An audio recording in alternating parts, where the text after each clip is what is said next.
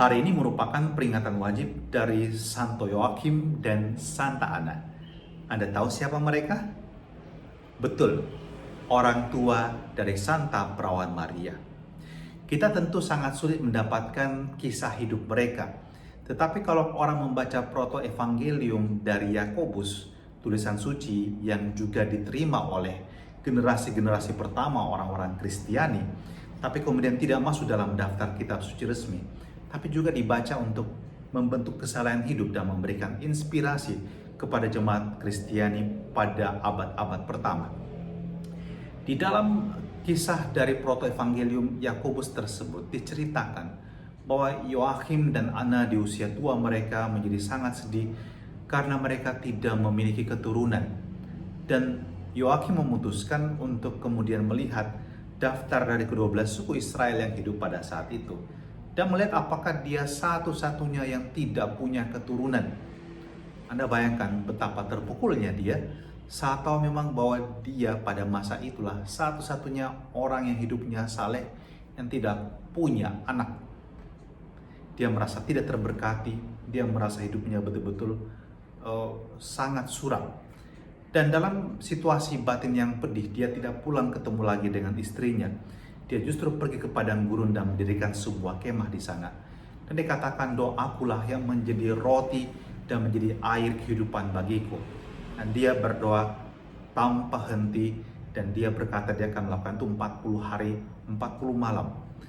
Sementara itu, Santa Ana juga menjadi sangat sedih. Dia berduka, dia katakan, saya akan menjadi janda karena suaminya akan mati di padang gurun dan tidak punya anak sama sekali.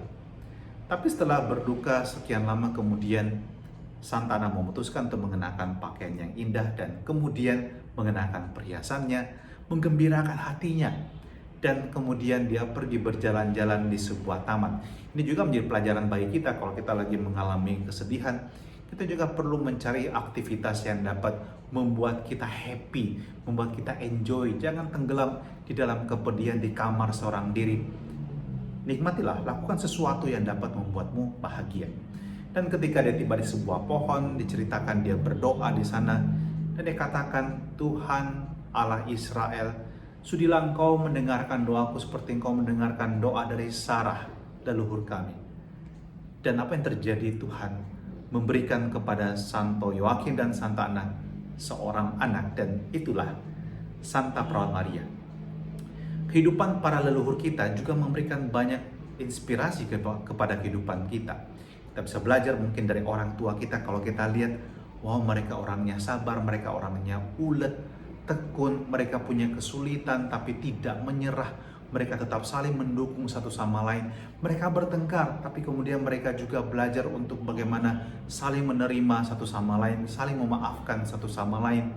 Dan kitab Putra Sirat pada hari ini mengatakan, kami hendak memuji orang-orang termasyhur, para leluhur kita menurut urut-urutannya. Mereka adalah orang-orang kesayangan yang kebajikannya tidak sampai terlupa. Semua itu tetap disimpan oleh keturunannya sebagai warisan baik yang berasal dari mereka. Maka juga pada peringatan Santo Yoakhim dan Santa Ana, kita bisa bertanya pada diri kita, kalau Anda sebagai orang tua, Anda sebagai tenaga pendidik, adakah sesuatu yang Anda bisa wariskan kepada generasi berikutnya? Kebajikan hidup, keuletan hidup Anda, nilai-nilai kebajikan yang Anda bisa tularkan ke mereka, sesuatu yang baik yang akan menjadi pegangan hidup mereka pula. Dan kita semua berharap bahwa ketika orang mengenang kita, mereka mengenang sesuatu yang positif, sesuatu yang baik. Dan tidak pernah ada kata terlambat. Rekaman hidup kita masih bisa kita ubah. Kita ubah menjadi lebih baik. Selagi kita masih hidup, kita bisa menjadi seorang yang memberikan contoh keteladanan yang baik mulai hari ini. Tentukan, buatlah komitmen bahwa Anda sejak hari ini ingin melakukan sesuatu yang positif untuk dapat dikenang oleh generasi berikutnya. Dan semoga Anda sebagai orang tua, sebagai tenaga pendidik, tapi juga anak-anak Semakara terkasih, jangan lupa untuk setiap hari menabur hal-hal yang baik di dalam kehidupanmu dan Mungkin engkau akan mengalami engkau menuai apa yang kamu telah taburkan, tapi juga generasi berikutnya akan turut menuai bersamamu.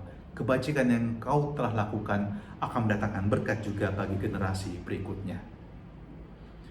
Tuhan, terima kasih untuk teladan Santo Yoakim dan Santa Anna, dan kami tahu mereka juga menjadi pendoa bagi kami, dan semoga kami juga dapat bertumbuh dalam kehidupan kami dan memberikan contoh dan teladan yang baik untuk anak-anak kami, untuk generasi-generasi mendatang, dengan berkat Maha Kuasa, Bapa dan Putra dan Roh Kudus. Amin.